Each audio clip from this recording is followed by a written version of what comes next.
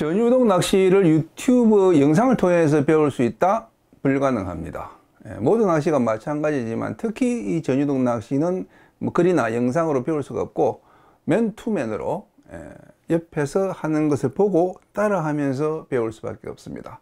뭐 판소리나 바이올린처럼 전문가에게 사사받는 것이 가장 빠른 길이죠.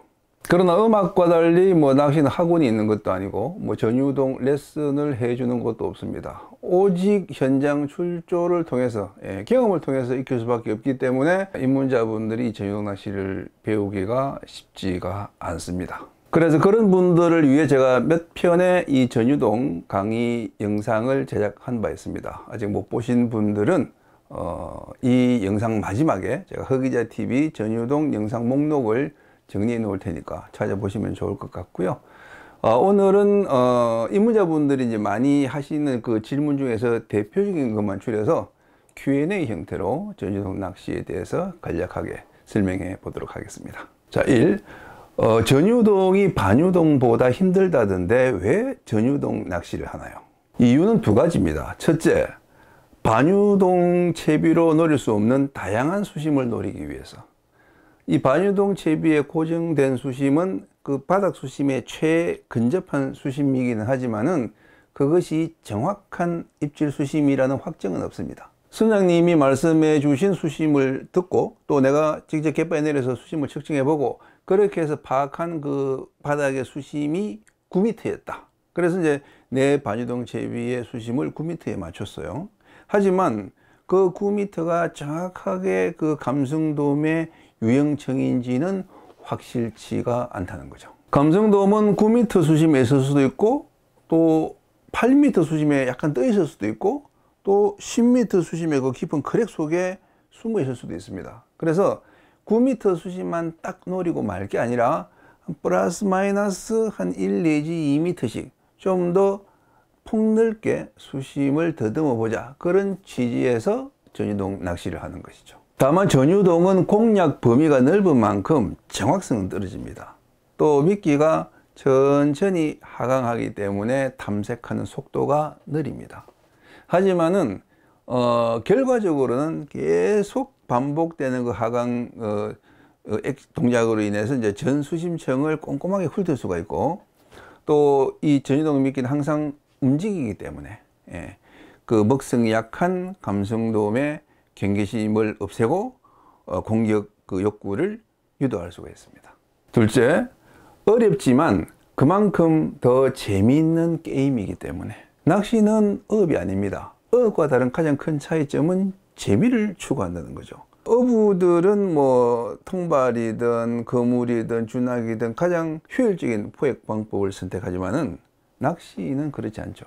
결과보다 잡는 과정에 재미를 추구하기 때문에 우리가 선상보다는 갯바 위에서 또 카고보다는 찌낚시로 낚는 분들이 많지 않습니까?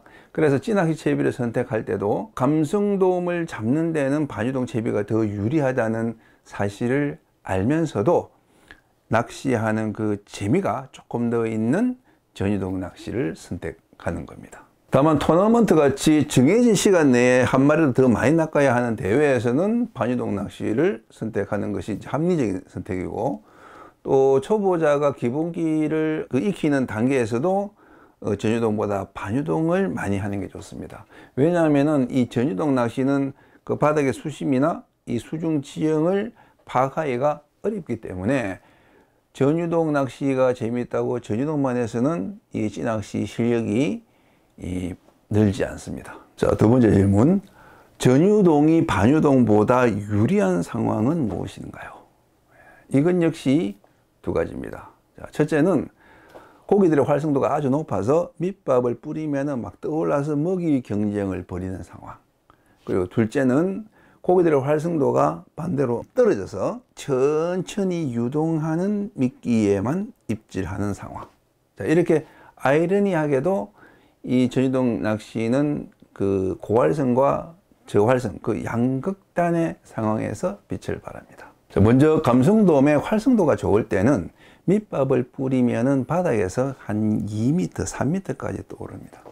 특히 그 초겨울에 추자도나 태도 같은 곳에서는 이 감성돔이 뱅에돔처럼 막 뜰 때가 있어요. 그때는 상층부터 바로 훑고 내려가는 전유동이 반유동보다 더 입질이 빠릅니다. 반대로 감성돔의 활성도가 떨어지면은 이 돔의 유형층에 제대로 들어가도 반유동 채비에 미끼는 안 물 때가 많습니다. 특히 이제 조류가 잘 가다가 이제 이렇게 죽어버렸을 때, 뭐 또는 그 탁수대나 냉수대가 들어왔을 때, 그때는 이 무겁고 정지된 그 반유동 채비의 미끼에는 입질하지 않고 가볍게 유동하는 전유동 채비의 미끼에 입질하는 경우가 많습니다. 제가 예전 영상에서 반유동은 자동차, 전유동은 오토바이에 비유한 적이 있죠. 하지만 오늘은 총에 비유해서 이 반유동은 외탄총, 그리고 전유동은 산탄총이라고 할 수 있습니다. 산탄총은 그 자잘한 구슬탄이 넓게 퍼져서 대충 쏴도 그 표적에 맞을 확률이 높습니다. 하지만 외탄총에 비해서 연사 능력이 떨어지고 또 이 장거리 사격에는 적합하지가 않죠. 마찬가지로 전유동은 넓은 그 수심층을 오르내리면서 그 대상어를 잡아낼 확률은 높지만 입질받은 그 지점을 다시 노려서 제2, 제3의 입질을 받아내는 속도는 느리죠. 그리고 멀리 흘리는 그 본류 낚시나 장타 낚시에는 반유동 낚시보다 불리합니다. 그래서 우리가 전유동을 사용할 때는 원거리보다는 근거리에서 한두 마리의 그 타겟에 대한 적중률을 높이고 싶을 때 사용합니다. 바람과 파도가 있는 곳보다는 잔잔한 곳에서, 조류가 빠른 곳보다는 느린 곳에서, 그리고 이제 바닥이 이제 평탄한 곳보다는 이렇게 그 요철에 굴곡이 심한 곳에서 전유동 낚시가 잘 먹힙니다. 자, 세 번째 질문. 전유동에 알맞은 뭐 낚싯대, 원줄, 찌가 따로 있나요? 낚싯대와 릴은 전유동용이 뭐 따로 없습니다. 다만 원줄은 가늘수록 좋습니다. 전유동 낚시는 찌낚시가 아니라 줄낚시라고 제가 몇 번 말씀드렸죠. 이 원줄이 찌 그 구멍을 통과해서 이제 내려갈 때 그 마찰 저항이 적은 마찰 저항을 줄이기 위해서 원줄이 가늘고 또 부드럽고 매끈매끈하게 코팅이 잘 된 원줄을 사용해야 됩니다. 통상 반유동 채비는 2.5호와 3호 원줄을 많이 쓴다면은 전유동 채비는 2호, 2.5호 원줄을 많이 씁니다. 줄의 비중은 뭐 싱킹, 플로팅, 세미 플로팅 다 좋지만은 싱킹 타입의 원줄은 안 좋습니다.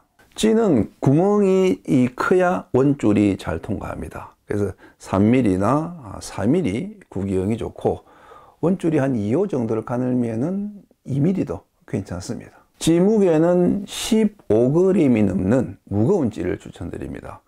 찌가 가벼우면 바람에 밀리고 또 원줄에 막 끌려다녀서 원활한 채비 하강을 방해하기 때문이죠. 저는 그 개인적으로 일반 구멍찌보다 기울찌를 선호합니다.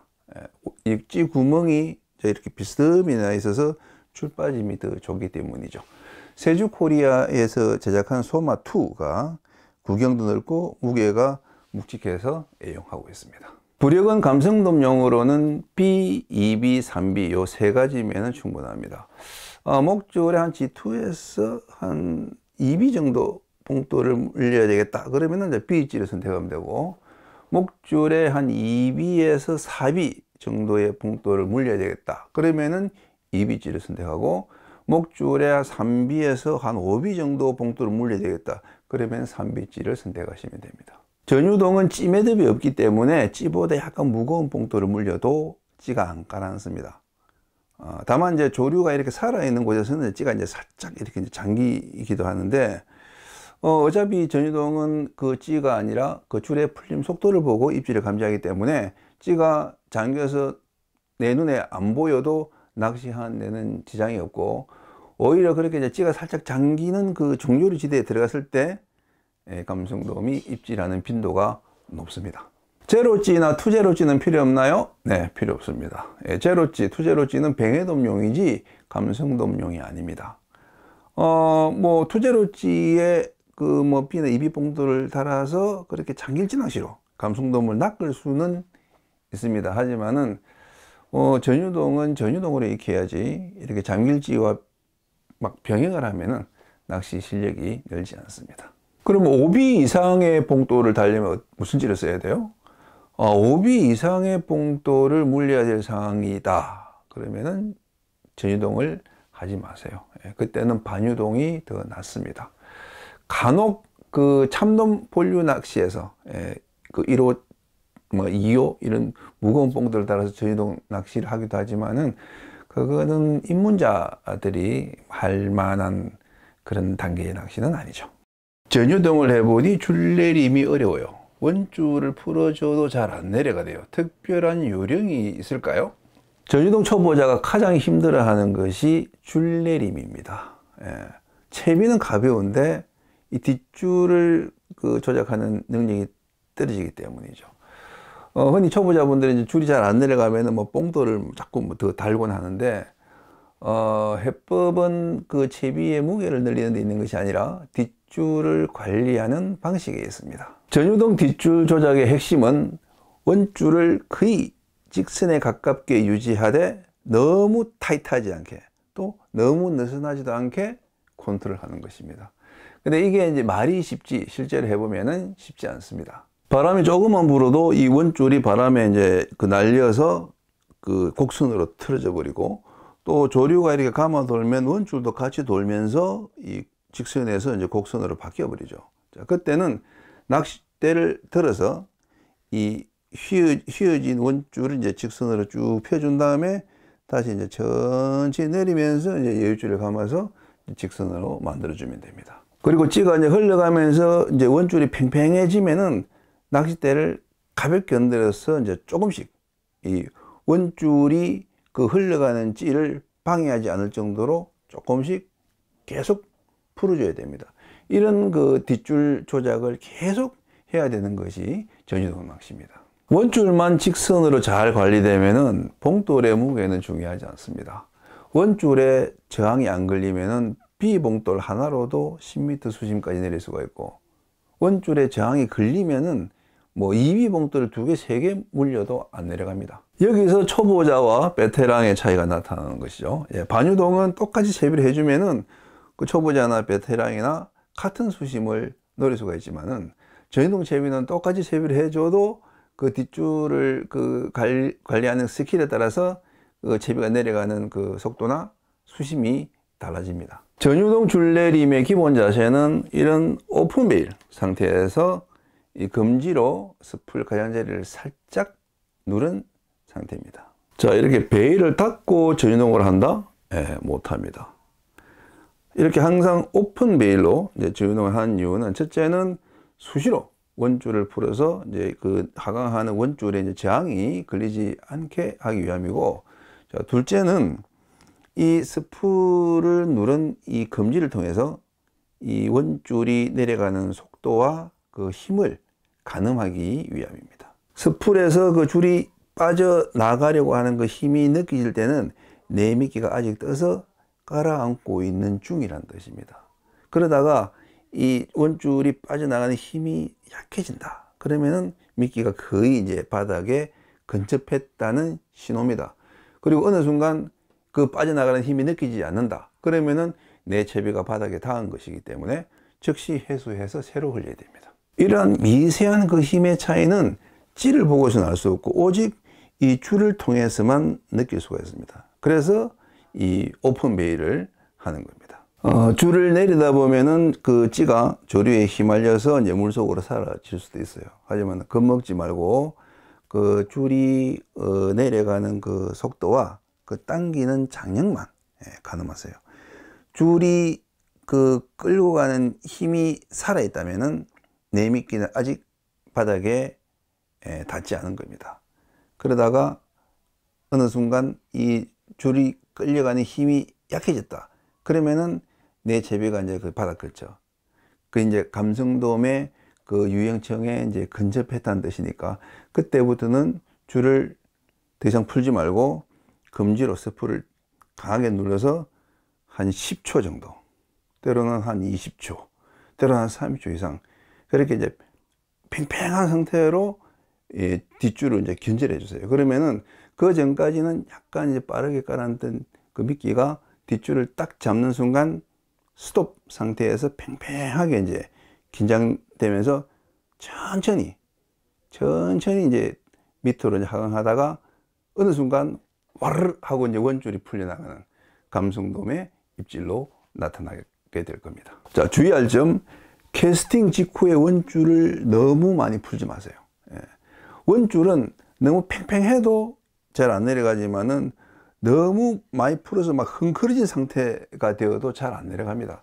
그래서 가장 좋은 것은 이렇게 팽팽한 일직선에서 살짝만 풀어서 이렇게 약간 커브진 상태, 예. 요 상태를 계속 유지하면서 내려야 빨리 내려갑니다. 자, 마지막 질문. 전유동에 빨리 능숙해지는 왕도는 없나요? 없습니다. 꾸준한 출조와 연습만이 능숙해지는 길입니다. 다만 두 가지를 얻으면 좀 더 빨리 늘 수는 있습니다. 하나는 좋은 스승을 만나는 것입니다. 뭐 현실적으로 쉽지는 않지만은 이 이상의 왕도는 없습니다. 또 하나는 고기가 많은 원도권에 가서 전유동으로 낚는 경험을 해보는 겁니다. 전유동으로 감성돔을 낚아본 경험이 없으면은 자꾸 의구심이 생기고 쉽게 포기하게 됩니다. 내 미끼가 지금 제대로 깔아앉고 있긴 한 건가? 야, 찜해도도 없는데 입질이 왔을 때 혹시 못 알아채는 건 아니야? 그런 불안감 때문에 찐득하게 낚시를 못합니다. 그래서 대부분 뭐 봉돌만 덕지덕지 추가하다가 미끌림 때문에 채비 다 끊어먹고 역시 전유동은 나하고 안 맞는 것 같아, 이렇게 이제 포기해버리죠. 낚시는 자신감과 기대감, 요 두 가지로 이어가는 것인데 전유동은 특히 이 자신감이 없으면 오래 하지 못합니다. 그래서 일단 그 전유동이 서툰 초보 상태에서 감성돔을 낚아봐야 됩니다. 실력이 늘어서 감성돔을 낚는 게 아니에요. 감성돔을 낚아서 실력이 느는 겁니다. 이걸 잘 생각을 하셔야 됩니다. 낚아보면 아하, 이해가 됩니다. 이게 왜 사람들한테 인기가 있는지, 왜 전유동을 느림의 미학이라고 하는지, 그 심플한 채비로 조류에 순응하면서 한 뼘 한 뼘 그렇게 이제 그 깔아앉히는 이 아날로그 피싱의 매력을 그 한 마리의 조과로 체감하게 되는 거죠. 전유동을 몰라도 감성돔을 낚을 수는 있지만 전유동을 알아야 찌낚시의 원리를 이해할 수 있고 언제 어떤 상황에서도 솔루션을 찾아내는 능력을 갖추게 됩니다. 다음 시간에는 전유동 낚시의 끝판왕, 감성돔 낚시에 최적화된 전유동 기법이라 할 수 있는 전유동 견제조법에 대해서 알아보겠습니다.